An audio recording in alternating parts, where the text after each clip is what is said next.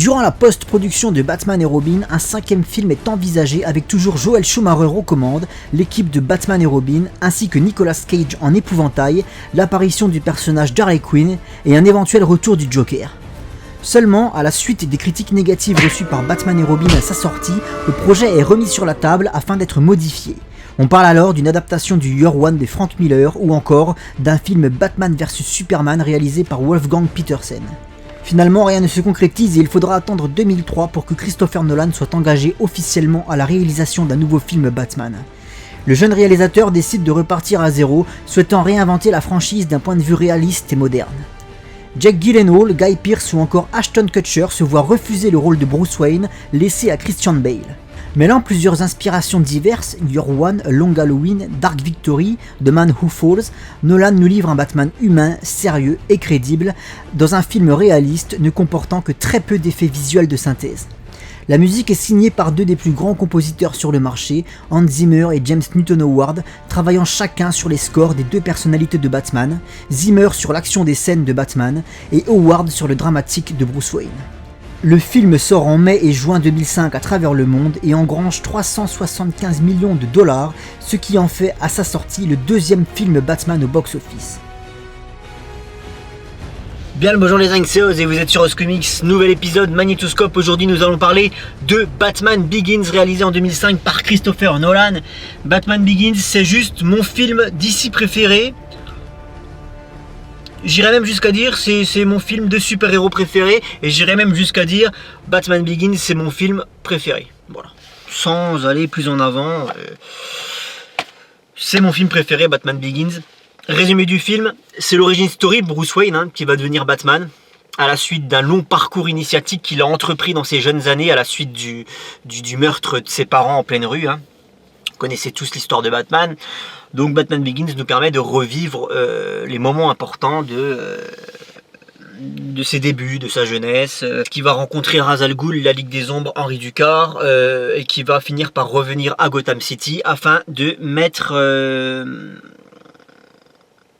son patrimoine financier assez important puisqu'il est l'héritier des Wayne, donc des milliardaires, ainsi que tout l'entraînement qu'il aura acquis, l'expérience de la survie qu'il a acquis durant son parcours initiatique à travers le monde. Il va mettre tout ça au service de Gotham City en devenant Batman et en essayant de combattre la corruption, la mafia et un mal bien plus grand encore qui va bientôt arriver sur la ville. Voilà. Quel rapport j'entretiens avec ce film? Un rapport extrêmement fort les mecs. Autant le Batman de Tim Burton de 1989 c'est le Batman de mon enfance. Le Batman de Nolan, c'est le Batman de mon adolescence. Voilà, il y a eu un Batman pour chaque étape de ma vie. Et le Batman de Nolan, pour l'instant, c'est celui que je préfère, tout simplement. Moi, je vais expliquer pourquoi dans cette review. Donc j'entretiens un rapport à ce film extrêmement fort. Je suis allé le voir 3 fois, ce film, au cinéma en 2005, lorsqu'il est sorti, c'est vous dire. 3 fois. Et j'ai acheté le comic book du film à l'époque. Ça a été un des premiers comics que j'ai lu. Un des premiers, pas le premier. Le premier c'est beaucoup plus vieux que ça, bref. J'ai acheté la bande son du film également à l'époque, quand on achetait encore des CD dans les magasins. Voilà, c'était la folie Batman Begins, c'était la Batmania, c'était pour moi ce film c'était tout. Voilà. Le putain de poster que j'avais encore dans mon appartement, il y a quelques mois en arrière. Batman Begins.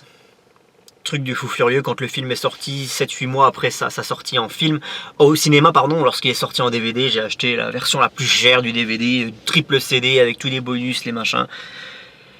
Film que j'ai acheté d'ailleurs pour la petite anecdote, donc à sa sortie en DVD, donc dans sa version collector, qu'on m'a offert, Necros pour la petite anecdote, m'a offert à l'un de mes anniversaires en 2012-2013 dans un coffret regroupant la trilogie Nolan, donc toujours en DVD, magnifique coffret, une des plus belles pièces de ma collection d'ailleurs. Donc Batman Begins, je l'ai 2 fois en DVD déjà, et je l'ai en Blu-ray, dans un coffret Blu-ray que j'ai acheté regroupant l'intégralité de la trilogie Nolan. C'est un film que j'ai 3 fois chez moi en DVD Blu-ray, donc c'est vous dire que Et vu que tout ça c'est dans les cartons, bah, j'étais obligé de le regarder en streaming, en qualité de merde pour faire cette review, bien que je connaisse par cœur, hein, Batman Begins, bien sûr que je le connais par cœur, j'avais pas besoin de le regarder forcément pour faire la review, mais j'aime bien faire les choses bien et voilà. Il y a peut-être des choses, si j'avais pas regardé le film ce matin, il y a peut-être des choses qui m'auraient échappé, donc c'est pour ça que j'ai tout noté dans mes petits calepins. Petits calepins DC Comics. Quelque part, quand on est collectionneur, les mecs, on fait pas les choses à moitié. Bon, bah on commence par les points négatifs. Il y en a quelques-uns, très peu. Premier point négatif qui me choque quand je vois ce film, c'est le manque de lisibilité dans certains combats. Alors, sur certaines séquences, ça ne me choque pas. En fait, tous les combats de ce film sont très bizarrement chorégraphiés. On ne sait même pas s'ils sont chorégraphiés parce qu'en fait, la caméra fait des gros plans et l'action est toujours très brouillon dans les séquences de combat et du coup tu n'arrives pas à te rendre compte du potentiel vraiment de combat rapproché de Batman en fait. Tu sais pas ce dont il est capable vraiment parce qu'à chaque fois dans les combats tu vois qu'il pète la gueule à 15 mecs mais tu vois pas comment il leur pète la gueule. Ça joue des coudes, ça joue des points, c'est des combats extrêmement proches. Mais c'est un peu le souci que j'ai, c'est qu'il y a un manque de lisibilité sur les combats de ce film. Alors ça me pose pas trop de soucis quand c'est des séquences avec Batman. Parce que quand c'est des séquences de combat avec Batman, c'était la volonté de Christopher Nolan d'opérer de la sorte, de faire des combats brouillons pour qu'on puisse... En fait, c'est pour l'immersion, c'est pour qu'on puisse se mettre à la place des criminels qui savent pas ce qui leur arrive, qui voient deux oreilles, deux bottes et une cape qui leur pètent la gueule. Voilà. On voit pas ce qui se passe, on est en pleine nuit. Ok. La volonté artistique, si je puis m'exprimer ainsi, je la comprends, pourquoi pas, mais par contre, c'est pas justifié alors sur les séquences de combat où Bruce Wayne se bat. Au tout début du film, Bruce Wayne se bat et on a exactement le même souci. Voilà, dans le cadrage, dans certains trucs, voilà, j'ai un peu de souci avec ça. Dans son ensemble, le film est un peu trop réaliste. Voilà. Je reprochais au Batman de Tim Burton d'être trop dans la fantasy. Là, on est trop dans le réalisme, en fait. Il faudrait un juste milieu, tu vois. Batman, c'est le personnage le plus terre-à-terre de l'écurie d'ici, parce que c'est un humain qui n'a pas de super pouvoir, et qui a une galerie de méchants en conséquent, hein, sans super pouvoir apparent, à part pour certains. Mais à la base, ça reste des criminels. Et donc, du coup, c'est le personnage le plus réaliste de l'écurie DC Comics. Donc, ok qu'on le traite de manière réaliste, mais là, on va trop dans l'extrême. Faut pas oublier qu'il y a toujours une pointe de fantastique dans les comic books. Et je trouve l'approche de Nolan un peu trop réaliste pour un comic book movie en fait. Il faudrait trouver un juste milieu entre le Batman de Tim Burton et Zack Snyder l'avait plutôt bien fait. Mais on en reparlera dans Batman vs Superman lorsque ce sera au tour du film d'être traité en magnétoscope. Voilà, petit souci sur ça. J'ai un peu de problème aussi avec la narration en flashback. Ça c'est quelque chose c'est souvent dans les films en fait que ça me saoule quand il y a du flashback pour te raconter un événement passé, etc. Et dans Batman Begins, il y en a beaucoup sur la première partie du film. Et j'ai un peu de souci avec ça parce que je trouve que ça nuit au rythme du film. Tu vois, en termes d'origin story, je préfère encore le Spider-Man de Sam Raimi où il y a une progression logique et t'as pas des retours en arrière constants. C'est un peu le problème que j'ai avec ça et avec d'autres films d'ailleurs. Donc voilà pour un troisième point négatif. Un quatrième point négatif, j'ai noté que le montage avait tendance à être épileptique, donc notamment sur les scènes de combat. Par exemple, il y a la première fois où l'on voit Batman dans le hangar lorsqu'il pète la gueule aux hommes de main de Falconet. Il atterrit au milieu d'un groupe de 10-12 ennemis, il leur pète la gueule, donc là, ok, je veux bien que la caméra arrive pas à suivre le mouvement de Batman afin de nous rendre le personnage plus sombre, plus flou, plus mystérieux. Ça, je veux bien, j'ai compris le délire. Le problème, c'est que cette séquence de combat, lorsqu'il pète la gueule aux 12 mecs, elle est entrecoupée avec une autre séquence. Et tu vois Falconet en fait qui essaie de s'échapper. Et donc tu as des gros plans sur la gueule de Falconet qui sait pas ce qui se passe et qui essaie de s'échapper du hangar. Et on retourne au combat, Falconet, le combat, Falconet, le combat. Et tu vois, ça c'est un exemple de la réalisation avec laquelle j'ai un peu du mal dans ce film. C'est qu'il y a beaucoup trop de séquences épileptiques en fait. Des plans de plus de 4 secondes, ça n'existe pas dans ce film. Tu vois, c'est matraquage. Et j'ai un peu de souci avec ça. Parce que du coup ça empêche d'avoir des plans vraiment iconiques où tu vois Batman au milieu des ennemis bien. Tu vois, c'est un peu dommage. Je parle beaucoup avec les mains parce que j'ai un peu de sang vital, ça doit être pour ça. Même si ça se voit pas à la couleur rousse de ma barbe. J'ai une gueule d'Irlandais mais j'ai du sang vital, allez savoir pourquoi. Bref. Et j'ai un autre problème avec ce film, et c'est le dernier point négatif que j'ai trouvé, c'est la fin de Scarecrow l'épouvantail, qui est l'un des méchants principaux du film. Et je trouve que la dernière fois où on le voit dans le film, c'est de la merde, clairement. C'est Rachel Dawes qui lui envoie une décharge de taser dans le masque, et après il se barre sur son cheval et on n'en entend plus parler dans le film. Cette fin me laisse clairement sur ma faim. Voilà, faut le dire. Moi j'adore Épouvantail et ça me fait chier que ce soit pas Batman qui l'appréhende à la fin du film, proprement. Là c'est Rachel Dawes, voilà, ça craint un peu du boudin. On passe au point positif, et je me fais vite parce qu'on est déjà à la moitié de la vidéo, donc une feuille n'a pas suffi, hein, les gars. Donc c'est parti. Déjà, point positif, pardon, la putain de musique de Hans Zimmer et James Newton Howard. Du bonheur, c'est pour ça qu'à l'époque j'avais couru acheter le CD de la bande son. La bande son de ce film, elle est folle furieuse. Le thème de Batman, Vespertilio, qui symbolise le battement d'ailes dans l'obscurité d'une chauve-souris, d'une grande chauve-souris, la puissance de ce personnage. Heptesicus, qui est le morceau qu'on entend durant le training montage, parce qu'il y a un training montage dans ce film, et j'adore les training montages dans les films de héros. J'adore quand on voit le héros qui prend de l'ampleur, qui prend de la prestance, qui s'entraîne au combat. Il y a ça dans Batman Begins, et j'adore les training montages, surtout quand il y a de la musique de Hans Zimmer derrière. Donc Heptesicus, Vespertilio, il y a Molossus qui est le thème qu'on entend durant la séquence de la course-poursuite Batmobile versus Force de l'Ordre. Sur la deuxième partie du film. Barbastella, qui est un thème très sombre au piano, très triste, qui est généralement le thème qu'on entend lorsque Bruce repense à ses parents, lorsqu'il a des flashbacks de son père. Anthrozus, Corinus. Anthrozus, je crois que si je dis pas de conneries, c'est la musique lorsque Batman parle à Rachel et il saute dans le vide en déployant sa cape à la toute fin du film. Ça c'est épique as fuck. Et c'est tous des noms à la con, ça. Pourquoi? Parce qu'en fait c'est les noms des musiques de l'OST, c'est des noms de chauves-souris, c'est des races de chauves-souris. Et James Newton Howard et Hans Zimmer se sont tapés un délire pour nommer leurs chansons en prenant des noms de races de chauves-souris. Faut que je raye parce qu'il y a beaucoup de trucs à dire. La musique est complètement folle, c'est une des meilleures musiques que j'ai entendues dans un film. Voilà, ça participe à l'épicness de ce putain de film, quoi. Quand tu l'entends, ça te prend au trip, quoi, clairement. Au niveau du développement des personnages, on a quelque chose de très bien réussi, des personnages qui sont forts, qui sont charismatiques et auxquels tu t'attaches très facilement. Le personnage d'Alfred, qui n'est ici pas qu'un simple majordome destiné à servir le thé à son maître. Ici, Alfred, il est impliqué dans l'éducation de Bruce, il est impliqué dans le combat que mène Bruce également, et tu sens qu'il est très attaché à Bruce, et nous aussi on est très attaché à Alfred, qui est très humain. J'adore cet Alfred. Tu vois, il se tutoie pas, mais il pourrait, tu vois ce que je veux dire, ils en sont là, quoi. C'est pas une simple relation maître-serviteur domestique, c'est familier, quoi. Entre eux, on sent que c'est la même famille, et j'adore cet Alfred. C'est pas un vieux tout décrépit comme c'était le cas sur les Batman de Tim Burton, dont on se foutait littéralement. Tu t'attaches beaucoup également à James Gordon, qui a enfin un vrai développement dans ce film, ce qui n'était pas du tout le cas du James Gordon de Tim Burton, qui était un gros flic qui servait à rien, qui était complètement con. Là, on a une vraie relation James Gordon-Batman, quelque chose qui manquait cruellement au film de Burton. Donc voilà, il y a vraiment quelque chose qui est géré dans le développement des personnages. L'origin story est respectée. Voilà, c'est pas des foutaises, hein. On suit l'entraînement de Bruce Wayne, on suit le parcours de Bruce Wayne, son parcours initiatique à travers le monde. Et puis c'est surtout que tu comprends grâce à ce film, ce qui n'était pas le cas dans les films précédents,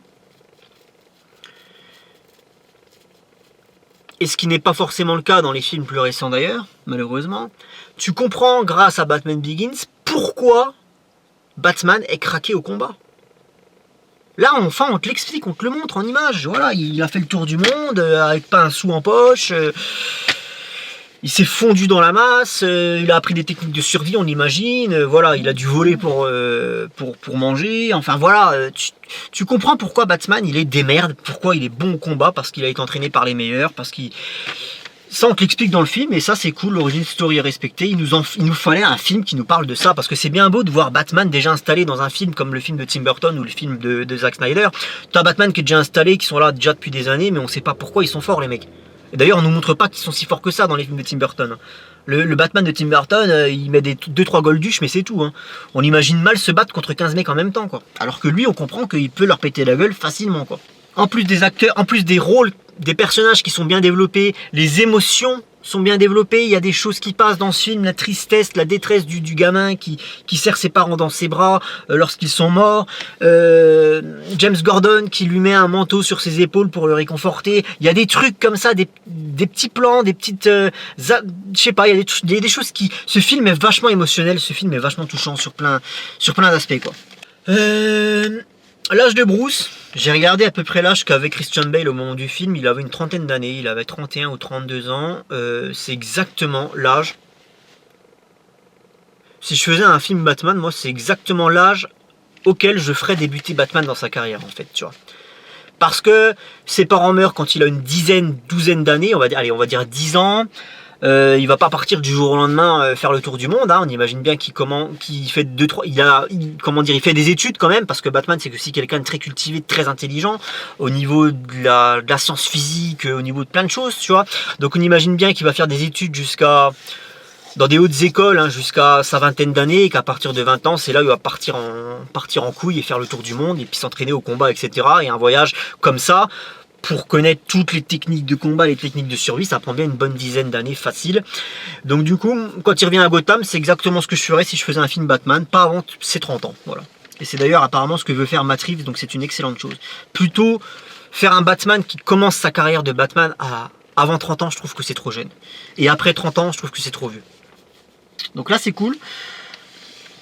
Il a une trentaine d'années, donc c'est l'âge idéal.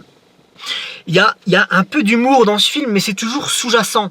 L'humour ne prend jamais une place primordiale dans le film. Et heureusement, on est sur un film Batman. Il faut que le film reste sérieux quand même, tant soit peu. Hein. Merde, c'est pas...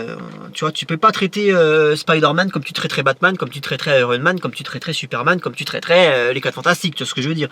Batman, faut que ce soit le plus sombre des super-héros, clairement.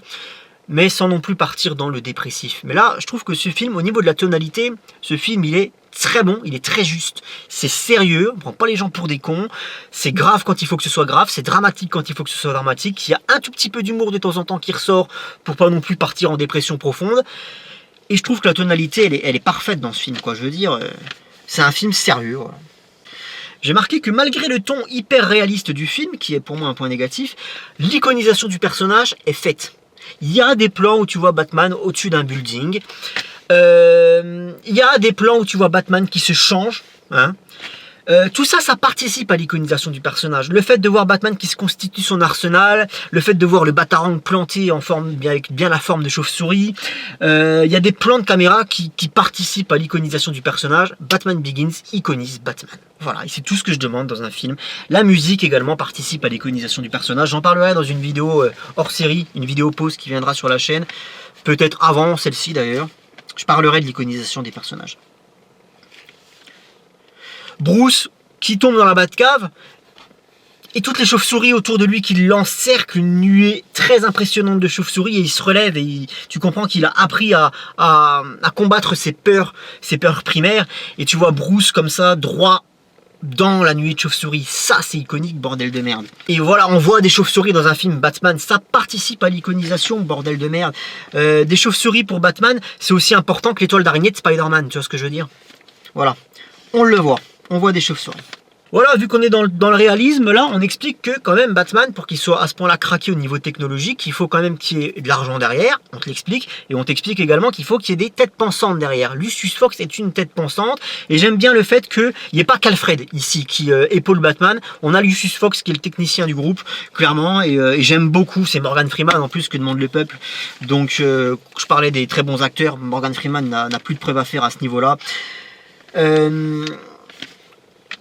La Gotham City, parlons-en. Ça aurait pu être un point négatif. Parce que moi j'aime bien, comme j'expliquais, comme je le rabâche dans toutes mes putains de vidéos, j'aime bien que Gotham City, ce soit une ville qui propose un mélange de modernisme et d'ancien, de gothique, etc. Voilà, il faut que Gotham City ait une identité visuelle très forte, très prononcée. Celle-ci, c'est pas forcément le cas en termes de gothique. Donc de Gotham, on n'a pas le gothique malheureusement, mais il y a quand même un point positif, c'est que la Gotham City de Christopher Nolan dans Batman Begins, et je précise dans Batman Begins parce que c'est pas le cas dans les deux autres, ça, Gotham City de Batman Begins, elle a une identité quand même. Tu vois, c'est pas n'importe quelle ville. Il y a un côté vachement underground, vachement... on voit les bas quartiers, on voit les pauvres. T'as l'impression que c'est filmé, que les 3/4 du film, des plans extérieurs, sont filmés dans un parking souterrain, clairement.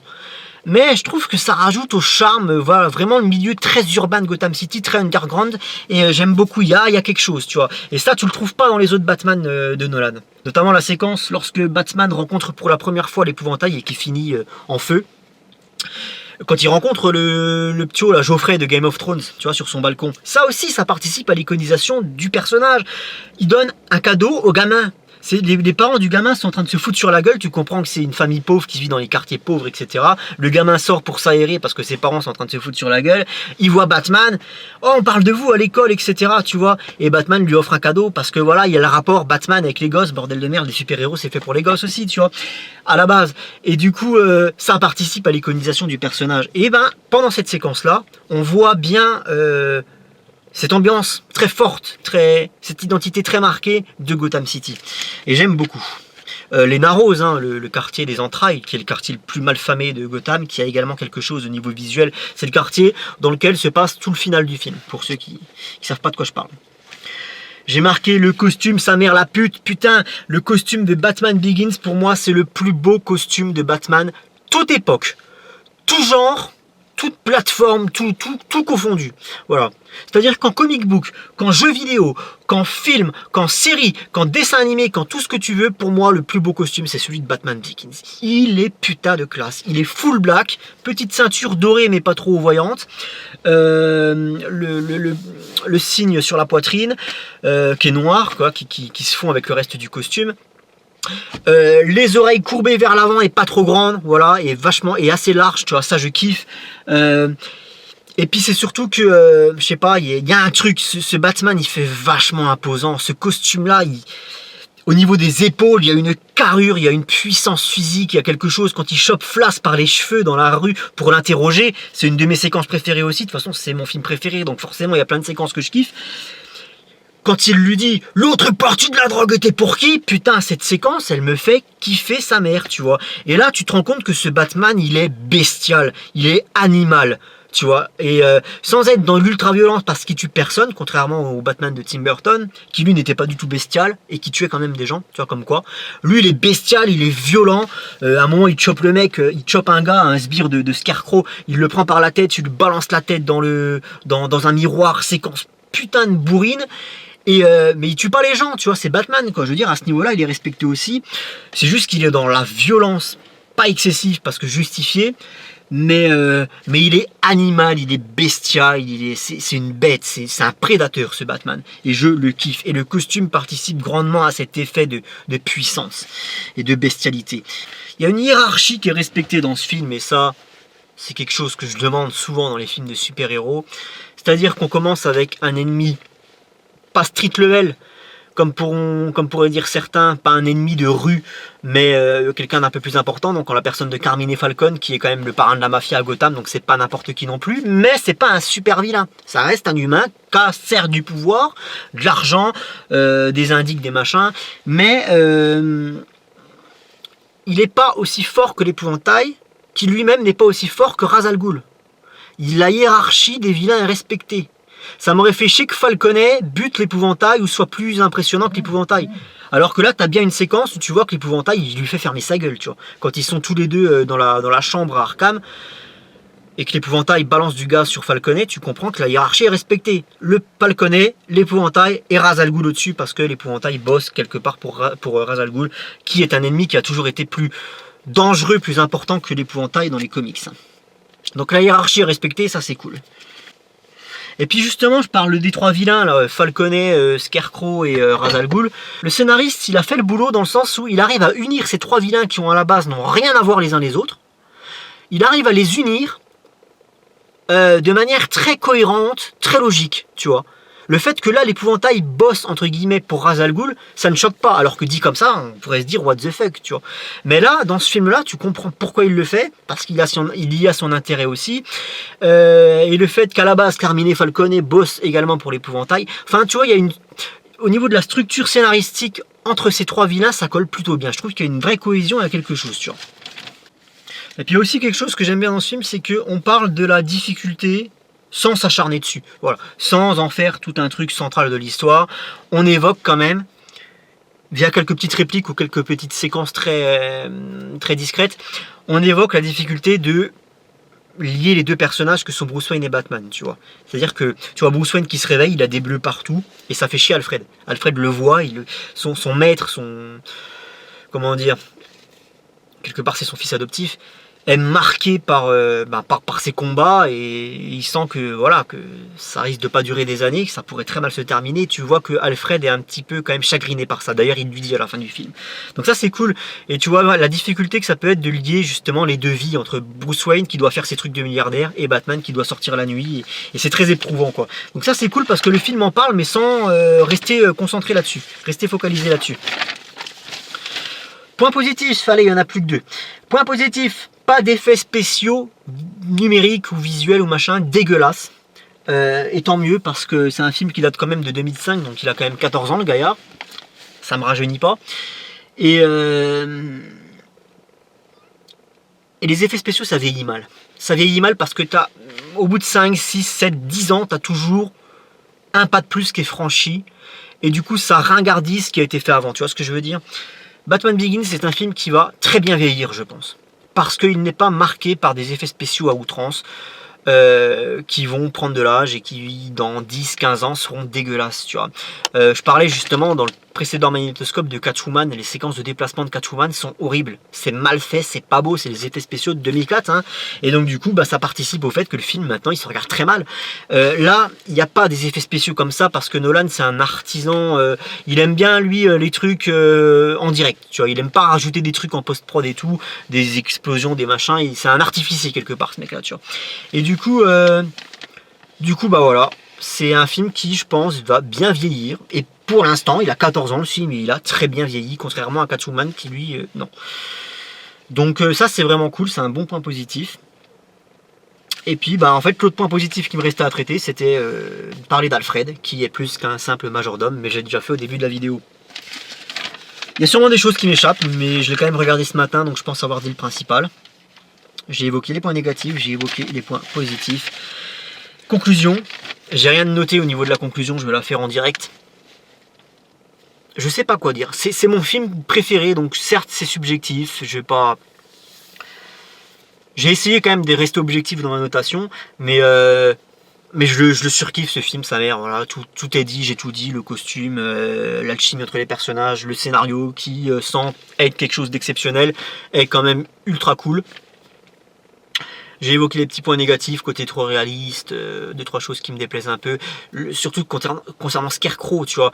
En fait, Scarecrow, c'est le personnage qui me fait dire que faut une touche de fantasy quand même dans un comic book movie, parce que le Scarecrow du comics, qui est le Scarecrow que j'adore moi, hein, vraiment dans le théâtral, tu vois, qui a un vrai look d'épouvantail pour le coup, là, en faire quelque chose de réaliste, c'est compliqué. Voir un mec avec un sac à patates, un sac en toile de jute sur la gueule, costard cravate, c'est compliqué. L'épouvantail, c'est ce qui te fait dire en fait quand tu regardes le film que le film est trop réaliste. Voilà. Bref, malgré tout ça, c'est mon film préféré. Qu'est-ce que je pourrais dire en guise de conclusion ?